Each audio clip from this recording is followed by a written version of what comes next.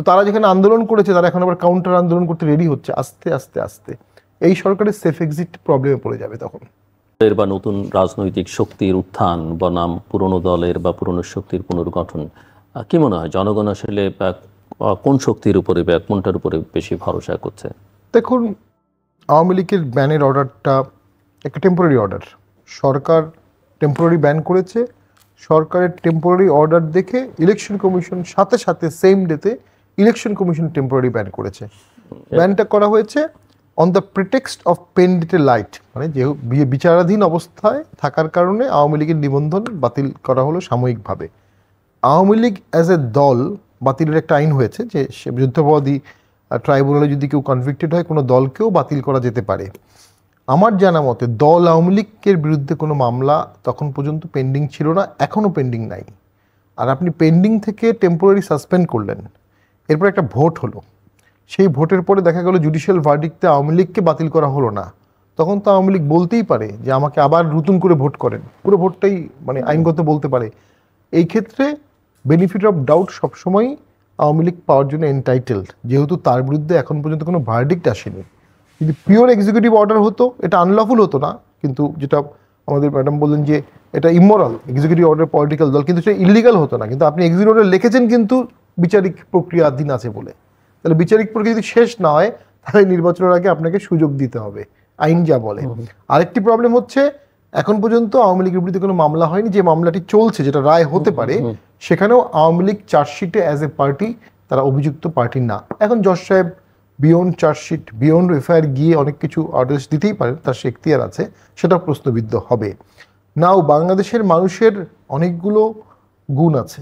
ট্রাকোনিয়ান পাকিস্তান আর্মিকে হারাতে পেরেছে, 24 বছরে দুবার স্বাধীন হয়েছে, এবং মুসলিম কান্ট্রি হয়েও যখন আমাদের অন্যায় করা হয়েছে, স্বাধিকার দেওয়া হয়নি আমাদেরকে যখন ভোটাধিকার নেওয়া হলো, আমাদের জয়ী প্রার্থীকে শপথ করানো হলো কিন্তু সংসদ বসতে দিল না 71-এ, তখন দেশের মানুষ কিন্তু তাদের মুসলিম ব্রাদারদের বিরুদ্ধেই যুদ্ধ করতে হেজিটেট করেনি, তারাও আমাদেরকে মারতে হেজিটেট করেনি। লড়কেলেঙ্গে পাকিস্তান যারা বললো তারাই আবার কিন্তু বাংলাদেশ স্বাধীন করলো, একটা বড় অংশ, কিছু ডেভিয়েশন সহ।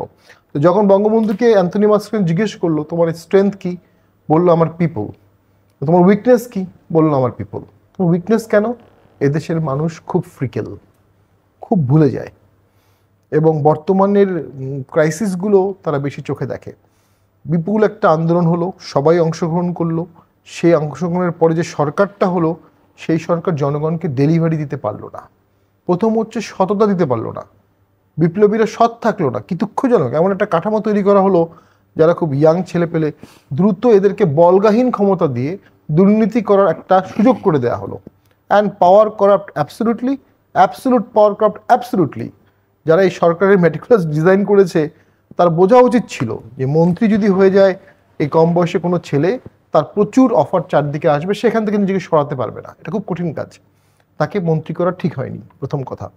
দ্বিতীয় কথা হচ্ছে যে এই সরকার ডেলিভারি দিতে পারলো না, রিফর্ম করতে পারলো না। আপনি প্রথমে বলছিলেন সংস্কার, জাতীয় পার্টিকে বাদ দেওয়া হয়েছে, আওয়ামী লীগকে তো আইনগতভাবেই বাদ দিয়েছে। কত পার্সেন্ট লোক নিয়ে সংস্কারটা হচ্ছে, কিভাবে এটা টেকসই হবে? বাংলাদেশে এর আগে যতবার রিফর্ম হয়েছে, 71-এর পরে হয়েছে, 91-তে হয়েছে, মানে এই প্রেক্ষাপটগুলো দেখলে কখনই কিন্তু এত বিপুল পরিমাণ লোকের দলদেরকে বাদ দিয়ে রিফর্ম করা হয়নি। প্রতিবারই কিছু লোক বাদ ছিল, কিন্তু 91-তেও জাতীয় পার্টি রিফর্ম মেনে নিয়েছিল। তার বিরুদ্ধের যে মতবাদগুলো সেখানেও সে পার্টিসিপেট করেছে এবং মেনে নিয়েছে, ঠিক আছে আমার বিরুদ্ধে, তাও আমি মেনে নেব। এখন তো একটা বিশাল প্রসেস বাদ দিয়ে করা হচ্ছে, যদি সেটাই করা হয় তাহলে সেই রিফর্মটা টেকসই হবে না। এই সরকারে প্রচুর এনজিওর লোক আছে, অনেকে বলে এনজিওগ্রাম সরকার, সিভিল সোসাইটির শীর্ষস্থানীয় লোকজন আছে, একদম সারা জীবন সৎ, অনেস্ট, দক্ষ, শক্ত ভাষায় সরকারকে কথা বলেছে, স্যালুটেবল। কিন্তু তারা নিজেরা যখন মন্ত্রী হলো তারা কিন্তু যে রিফর্মগুলোর কথা সারা জীবন বলেছে সেগুলো করতে পারলো না। একটা বিশাল ন্যাশনাল লস হয়ে গেল। ভবিষ্যতে যে সরকারই আসবে, এনজিওর লোক আর সিভিল সোসাইটির লোক সেই সরকারকে আঙুল তুলে বলতে পারবে না যে আপনারা এই রিফর্মগুলো কেন করছেন না, কারণ তখনই মন্ত্রী রিপ্লাই দিবে আপনারা তো সরকারে ছিলেন 1-1.5 বছর, আপনারা কেন করেন? এই যে আপনারা কেন করেননি, এই অ্যান্সারটা কেউ দিতে পারবে না, মানে এই সেক্টরের লোকজনরা আছে। এই লসটা ন্যাশনাল একটা লস হয়ে গেল, সিভিল সোসাইটি ফেল। 111 যদি আমরা দেখি, ম্যাসিভ রিফর্ম হয়েছে, ম্যাসিভ, কি পরিমাণ রিফর্ম হয়েছে 111-এ, অবিশ্বাস্য। এই ক্ষেত্রে আমি মনে করি প্রথম থেকে এই সরকার is pre design to failed. সরকার যখন বুঝে ফেলেছে যে আমি 5 বছর থাকতে পারবো না, 10 বছর থাকতে পারবো না, সরকার আগ্রহ হারিয়ে ফেলেছে। এই সরকার came up for some collateral purpose, অন্য কোনো পারপাস ছিল যেটা আমরা জানি না, বুঝতে পারি না। এবং তারা দেশের উন্নয়ন করা, দেশকে ভালো করা, দেশের রাস্তাঘাট ঠিক করা, দেশের মানুষের মানসিকতা উন্নয়ন করা, ম্যাসিভ মুভমেন্ট করে দেশকে মোবিলাইজ করা, এইটা তারা পারেনি। আর রিসেন্টলি যেটা ঘটছে, পৃথিবীতে অনেক দেশে সরকার আউস্ট হয়েছে, আওয়ামী লীগও আউস্ট হয়েছে, অস্বীকার করা যাবে না, পালিয়ে গেছে। কিন্তু পালিয়ে যাওয়ার পরেও তারা বিদেশের মাটিতে যেভাবে ফিরে আসছে, এটা কিন্তু সাদ্দাম গাদ্দাফির ক্ষেত্রে হয়নি। এইটা ইঙ্গিতবাহী। অর্থাৎ ওই যে বললাম, মানুষ ভুলে যাচ্ছে যে আওয়ামী লীগের লোকজনরা শেখ হাসিনার বিরুদ্ধেই রাস্তায় নেমেছিল, কারণ ছাত্র মারা হয়েছে। এখন তারা দেখলো যে ওই ছাত্ররা দুর্নীতি করলো, ওই ছাত্ররা মানুষকে মারলো, 32 নম্বরে বাড়ি গুড়িয়ে দিল। ন্যাচারালি তাদের একটা অংশের মনে হচ্ছে এটা একটা ডিজাইন ছিল শেখ হাসিনাকে সরানোর, তারাও সেই ডিজাইনে চলে গেছে। এদেশের অসংখ্য মানুষ এখন মনে করছে যে পুরো বিপ্লবটাই ছিল সাজানো শেখ হাসিনাকে সরানোর জন্য। তো তারা যেখানে আন্দোলন করেছে, তারা এখন আবার কাউন্টার আন্দোলন করতে রেডি হচ্ছে আস্তে আস্তে আস্তে। এই সরকারের সেফ এক্সিট প্রবলেমে পড়ে যাবে তখন। কারণ যখন আপনি সংস্কার করতে পারলেন না, সুষ্ঠু ইনক্লুসিভ ভোট করতে পারলেন না, আপনাকে পরবর্তী লেটারের ট্রানজিশনটা কে দেবে? দিতে পারে বিএনপি একমাত্র। সেই বিএনপির সাথেও এই সরকারের খুব আত্মিক সম্পর্ক আছে এমনটি মনে হয় না। এই সরকার, এখন খোলামেলাই বলতে পারি, প্রথম থেকে জামাতকে তার অত্যন্ত কাছের বন্ধু ভেবেছে। এনসিপি তো এই সরকারই টোটালি। বিএনপিকে তারা প্রথম থেকেই কিছুটা দূরত্ব রেখেছে, যে কারণে 3 জন গেলে সেখানে একজন বিএনপি থাকে। এই যে ডক্টর ইউনূস স্যার 3টা দলের 6 জনকে নিয়ে গেলেন, বিএনপি 2 জন, মানে এনসিপিও 2 জন, জামাতও 2 জন। বাকি বিপ্লব, ধরে নিলাম বিপ্লবের সরকার নিয়ে উনি যাচ্ছেন, বিপ্লবের বাকি দলগুলো কি হলো? জোনায়েদ সাকির কি হলো? তারেক সাহেবের কি হলো? আম পার্টির তো আরও তো 50, 60, 30টা দল আছে যারা আন্দোলন করেছে। আপনার সবাইকে নিয়ে যেতে হবে। তার মানে আপনি নিরপেক্ষ না, আপনি নিরপেক্ষ না, আপনি নিরপেক্ষ না। আপনি নির্বাচনের জন্য যে নিরপেক্ষ দরকার তা না, আপনি একটা সাইডের সরকার।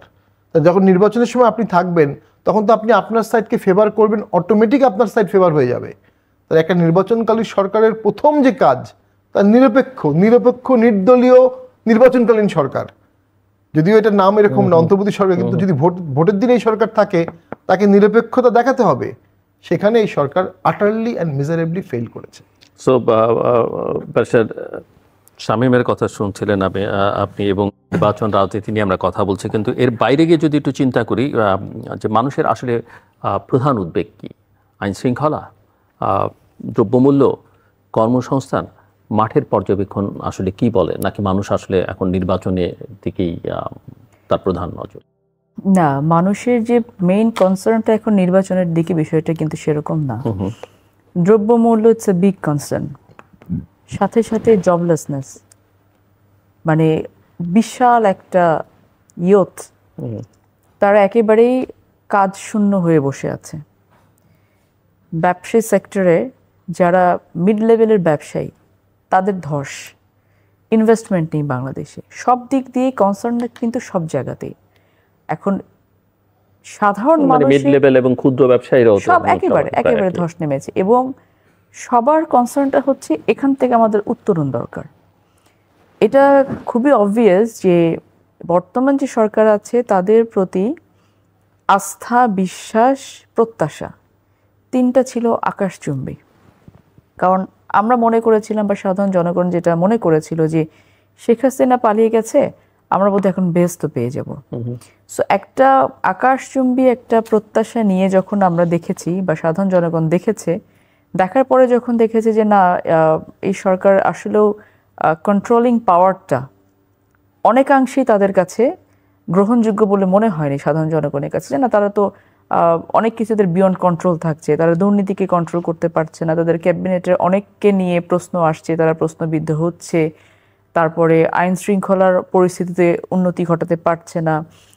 আমরা দেখেছি যে বিডার বিশাল প্রোগ্রাম, ইনভেস্টমেন্ট সামিট,